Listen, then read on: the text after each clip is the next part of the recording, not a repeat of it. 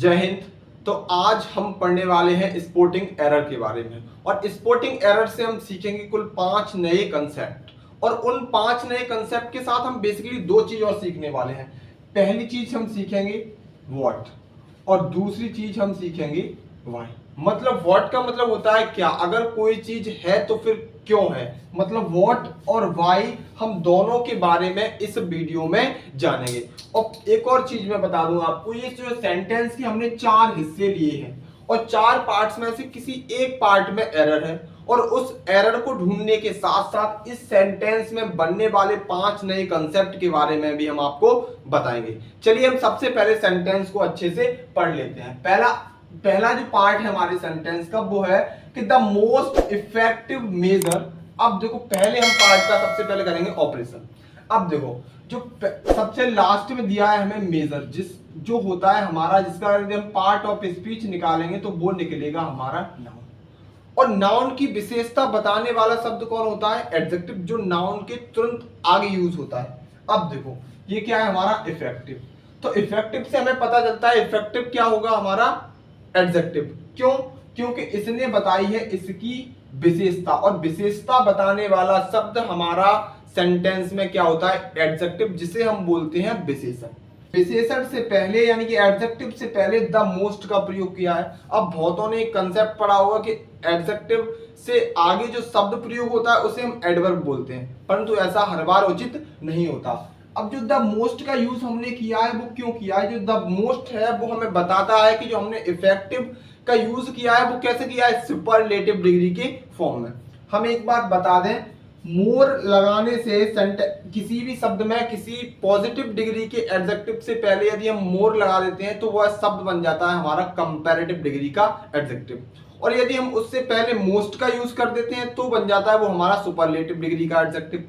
और एक बात आपको हमेशा ध्यान रखनी है कि सुपरलेटिव डिग्री से पहले हम हमेशा आर्टिकल द का यूज करते हैं। यानी कि हम इस बात को कह सकते हैं कि पहला जो ऑप्शन था हमारा वो बिल्कुल सेटिस्फाई हो गया है, यानी कि हम पूरा ऑप्शन को हम समझ सकते हैं।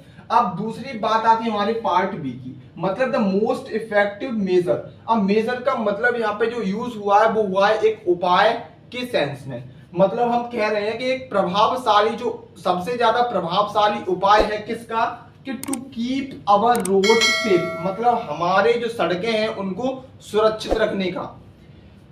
अब हमने यहाँ पर, अब हम बी वाले पार्ट की बात करते हैं, तो हमने यहाँ पे टू का यूज किया है। अब हमने टू का यूज क्यों किया है? क्योंकि हमने पहले और दूसरे वाले पार्ट को जोड़ने के लिए हमने यहाँ पर प्रीपोजिशन टू का यूज किया है। अब कीप आवर रोड्स सेफ, मतलब अपनी सड़कों को सुरक्षित रखने के लिए एक महत्वपूर्ण, सबसे ज्यादा इफेक्टिव और प्रभावशाली उपाय क्या है?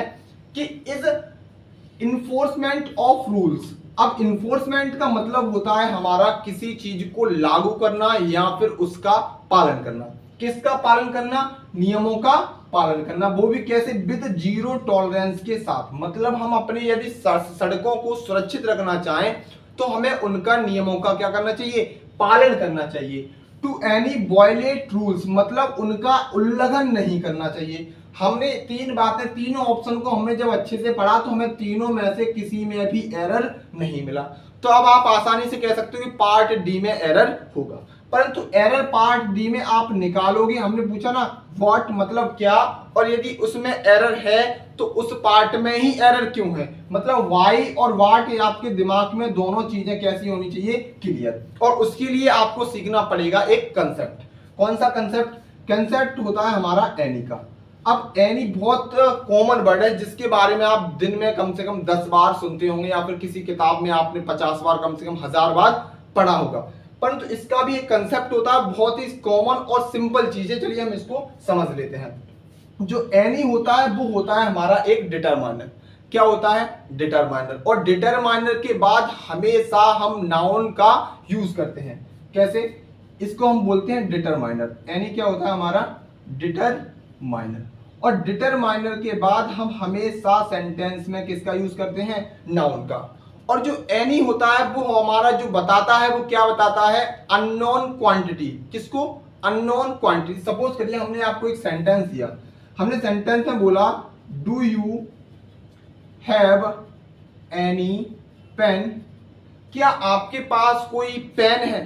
हमें नहीं पता आपके पास कितने पेन हैं, तो एनी क्या दर्शाता है यहां से? Unknown quantity. पहली चीज, एनी का यूज किस सेंस में होता है? अननोन क्वांटिटी दर्शाने के लिए।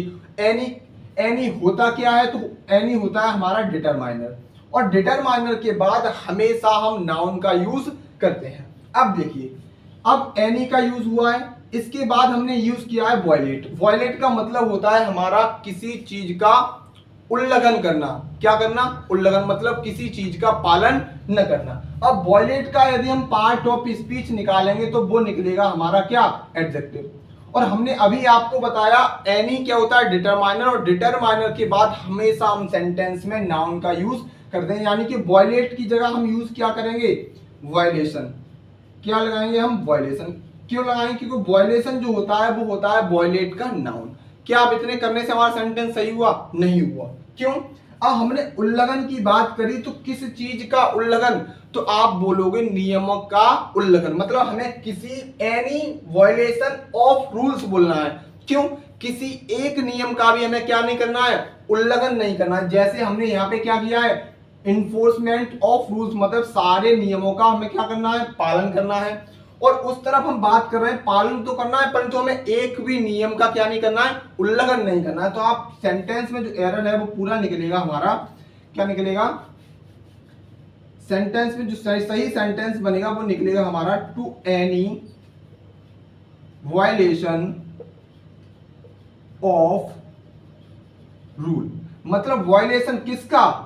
नियमों का। मतलब एक भी नियम का हमें क्या नहीं करना है? वायलेशन नहीं करना है, यानी कि हमें उसका उल्लंघन नहीं करना है।